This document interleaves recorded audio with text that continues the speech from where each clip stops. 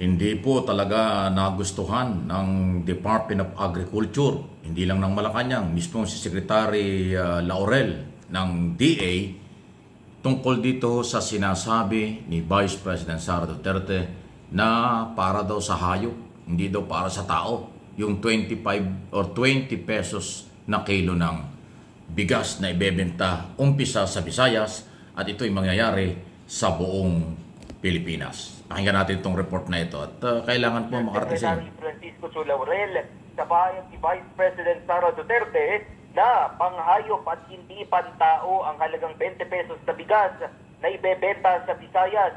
Ayon sa kalihim, nasaktan ng husto ang kagawaran dahil alamaan niya ang dedikasyon ng mga kawani ng DA para masiguro ang kalidad ng bigas na ibinebenta ng pamahalaan.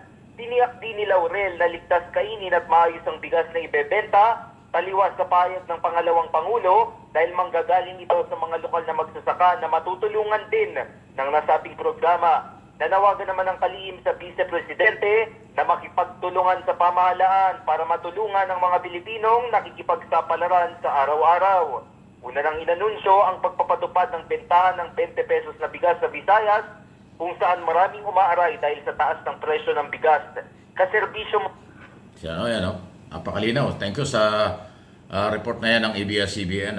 At yan ay kagyat na reaksyon po na balita mula kay Secretary Laurel ng Department of Agriculture. Kasi talagang hindi ho katanggap-tanggap yan eh. Pinagsisikapan po ng ating pamahalaan na matulungan ang mga mahihirap na kababayan natin, pasintabi na po, sa dumadaing na mataas na bilihin, especially ang rice. Kasi nga po ang rice ay pangunahing pagkain ng Pilipino. So kaya nga, yung halagang 33 pesos gagawin 20. Magsasakripisyo ang pamahalaan para maabot yung 20 pesos na naging pangarap na ngayon magkakaroon na ng katuparan. Inuna ang Kabisayaan dahil dyan po maraming stock ang NFA, National Food Authority, tapos papunta yan Visayas, Mindanao, or ng Luzon, or Mindanao, kung ano man. Pero lahat po yan makakaabot. Pero sa halip na tulungan ng pangalawang Pangulo, binatikos pa. Kaya kayong mga farmers na nagsusunog ng kilay, tandaan niyo po yung sinabi ni Sarang yan, na yun daw inyong ipinoproduce ay para sa hayop.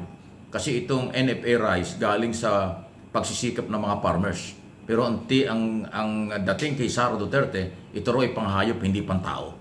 Kaya kayong mga farmers sa buong Pilipinas, tandaan nyo yan. Hindi kayo nirerespeto. At sinasabihan pa kayo ng ganyan. Okay? Pangalawa, yung pong mga kababayan nating mga bumibili ng rice na nangangailangan ng murang bigas, anong inyong masasabi ngayon? Alam ko marami ring DDS na farmers. Meron din DDS na mga consumer naghahanap ng murang bigas. Ngayon, ibababa na ng gobyerno ang halagang 20 pesos per kilo, tapos ganyan na sinasabi ni Sara Duterte. Paano pa kayo susuporta dyan sa ganyang klaseng pahayag? Tama yung sinabi ni Secretary Laurel. Ikaw, Vice President, tumulong ka na lang. Sana tumulong ka na lang para maisalba natin ang pangailangan ng mamamayang Pilipino. Huwag mo nang batikusin ang programa. Tumulong ka na lang. Ayan po ang mensahe. Tama naman yun. Hindi na nga nakakatulong, ay paninira pa ang ginagawa. Pang-iinsulto sa mga farmers at pang-iinsulto sa mahihirap na Pilipino. Kasi insulto yun. Bibigyan mo ng murang bilihin na rice ang Pilipino, tapos sasabihin mo, pagkain ng baboy. Hindi naman ho totoo yun. Yung 30 pesos, 33 pesos na ginawang 20 pesos, magandang rice yun. Pinaghirapan ng mga farmers na nagsusunod ng kilay, gabit araw, tag-ulan, tag-araw, summer, o kung ano mang merong panahon, nandyan sila sa arawan, nagbubungkal ng lupa, nagtatanim, nag-aani, at ibebenta para sila kumita. Tapos ang sasabihin mo yung NFA rice na galing sa mga farmers na Pilipino, pagkain ng hayop. Wow! Anong klase ng mga statement yan? Kaya tuloy nasabihan ng Malacanang na utak talangka, anay ng lipunan. Kasi hindi katanggap-tanggap yung mga sinabi. So kayo pong mga nakikinig na nanonood, ano po inyong komento dyan sa isong yan? Malaya po kayo. Huwag kayong matakot. Magsalita kayo kung anong gusto nyo sabihin at saloobin. Kung tama o hindi ang inyong tingin sa mga ganyang klaseng pahayag. Suportahan natin ang gumagawa ng matino. Suportahan natin ang magandang statement. Suportahan natin ang programa ng gobyerno para isalba at tulungan ang mahirap na Pilipino. Yan po ang kailangan natin. Okay?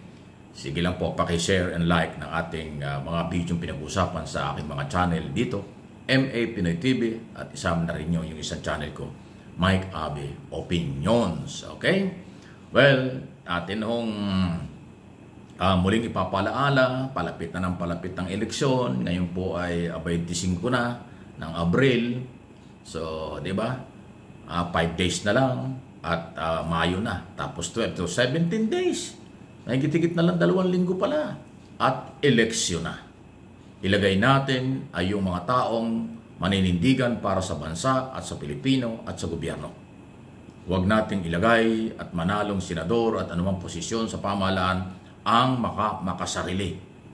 Yung kanilang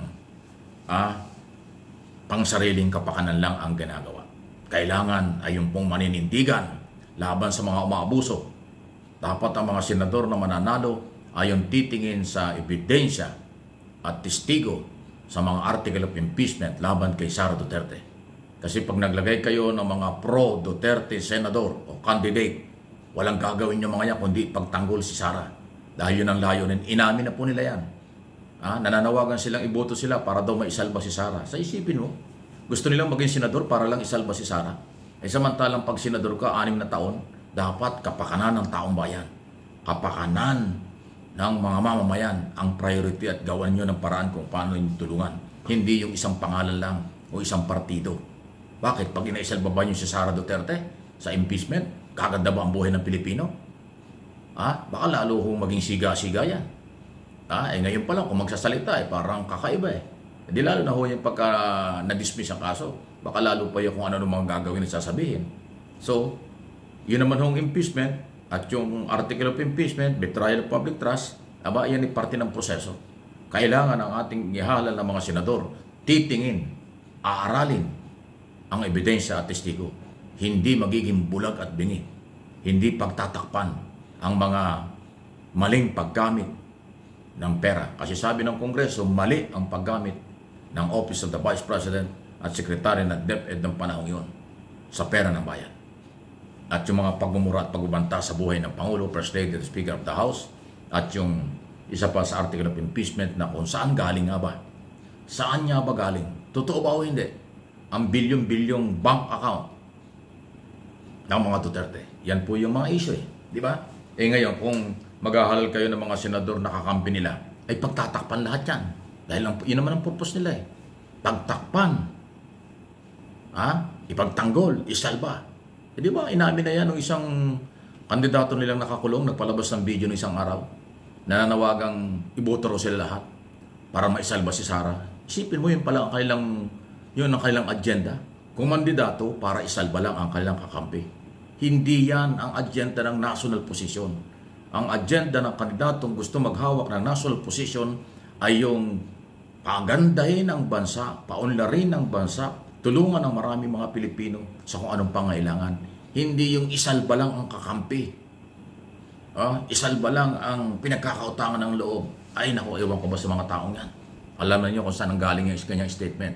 Kaya huwag na huwag kayong magkakamali. Kaya paulit-ulit ako at sinasabi ko sa aking mga video, maging marunong tayo para hindi kayo magsisi at nang hindi tayo malusutan ng mga iba ang mga plano.